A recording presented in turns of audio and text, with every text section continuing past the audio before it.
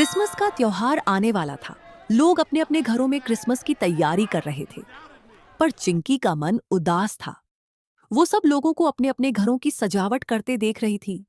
तभी उसे अपनी माँ के रोने की आवाज आई और वो अंदर चली गई।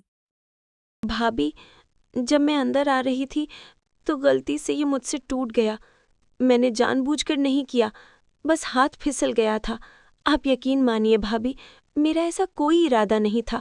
मैं तो बस इसे संभाल कर रखने जा रही थी। मेरा इतना महंगा वास तूने तोड़ दिया। पता भी है ये कितने का था? जब संभालना नहीं आता तो हाथ लगाने की क्या जरूरत थी? हर बार यही कहानी, पहले चीज तोड़ो फिर रोने का नाटक करो। हमारा खाकर हम पर ही जोर चलाती है। तेरा पति तुझे छोड़कर भाग गया, तू और तेरी बेटी यहाँ रहकर मुफ्त की रोटियां तोड़ रही हो। कुसुम, तुम भी बहुत सीधी हो। अच्छे से इन दोनों माँ बेटी से काम लिया करो। तुम काम वाली को हटा दो, कल से बर्तन और झाड़ू का काम चिंकी कर लेगी। आप ठीक कह रहे हो। अब से चिंकी बर्तन धोएगी और सफाई करेगी, तुम रसोई और कपड़ों का देख लेना। पर भाभी, चिंकी स्कूल कैसे जाएगी? सुबह उसका स्कूल होता है। सुनो गायत्री, मेरे पास इतने पैसे नहीं हैं कि मैं चिंकी का भी पढ़ाई का खर्चा उठा सकूं। क्या जरूरत थी रमन को घर छोड़कर भागने की? अपनी जिम्मेदारियों से मुक्त होकर भाग गया।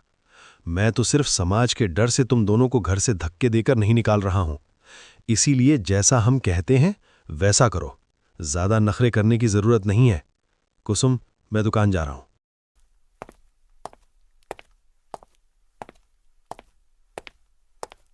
गायत्री की आंखों में आंसू आ जाते हैं। 6 महीने पहले गायत्री का पति रमन बिना बताए कहीं चला गया और 6 महीने से उसका कुछ पता नहीं। गायत्री घर छोड़कर भी नहीं जा सकती।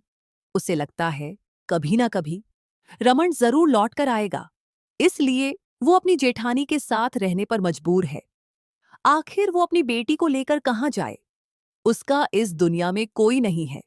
चिंकी की पढ़ाई छुड़वा दी जाती है और वो बेचारी अपनी माँ के साथ घर के कामों में लग जाती है। 2 दिन के बाद क्रिसमस था।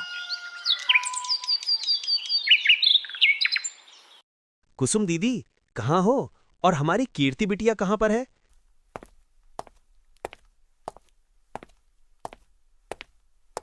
इतने सारे गिफ्ट्स, ये किसके लिए है मामा जी?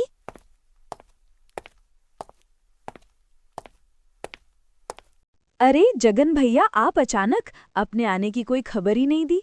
अरे दीदी, आपको तो पता ही है ना कि हर बार क्रिसमस पर ऑफिस में बहुत काम होता है।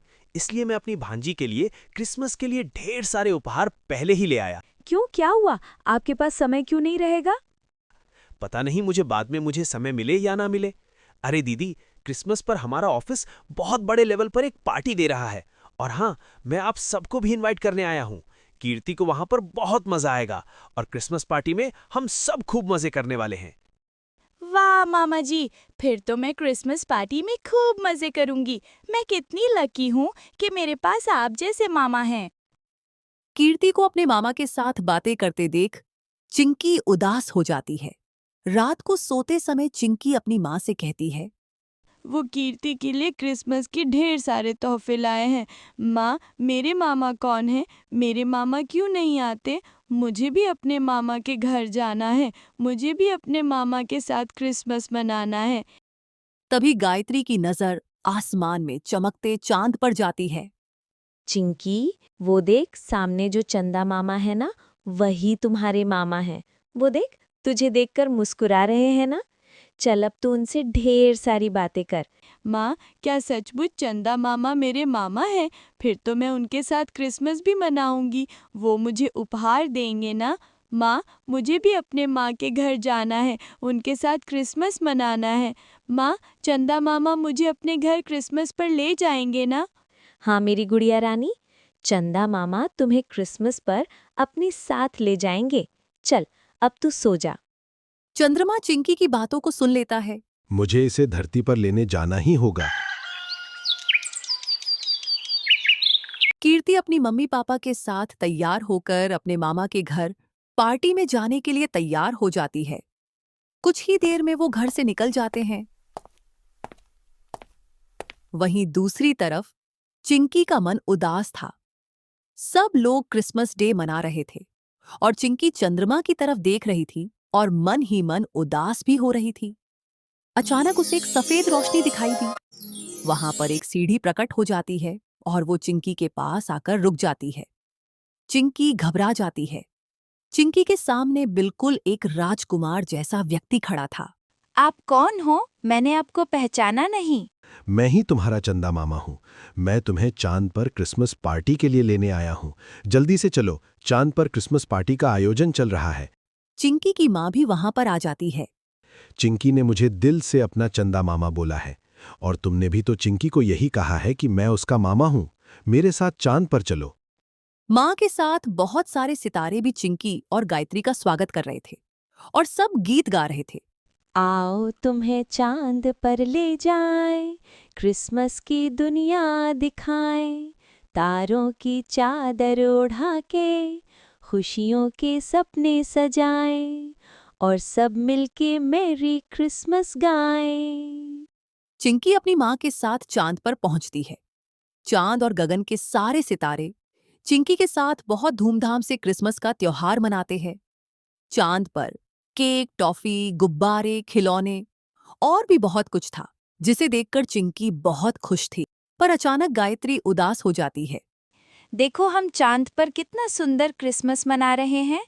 बताओ ना माँ, क्या हुआ? आप दुखी क्यों हो? आप दुखी हो तो मैं भी खुश नहीं हो पाऊंगी। बेटी, आज तेरे पापा यहाँ होते तो कितना खुश होते। पता नहीं वो कहाँ चले गए। तभी भी गायत्री का पति वहां आ जाता है। गायत्री बहुत खुश हो जाती है। आप कहाँ चले गए थे? आपके बिना मैं और चिंकी बिल्कुल अकेले हो गए थे। गायत्री, मैं तुम्हें सब बताऊंगा। आज चिंकी के चंदा मामा ने मुझे एक गहरी नींद से जगाया है और वही मुझे यहाँ तक लेकर आए हैं, और चिंकी के चंदा मामा ने मुझे अपने परिवार से मिलाया है। चिंकी अपने माता पिता को पाकर बहुत खुश थी। सब चांद को धन्यवाद करते हैं और फिर क्रिसमस मनाकर वहां से वापस धरती पर लौट जाते हैं। रमन को अपने भैया भाभी की सारी सच्चाई पता चलती है और वो अपनी पत्नी और बेटी को लेकर वहां से चला जाता है।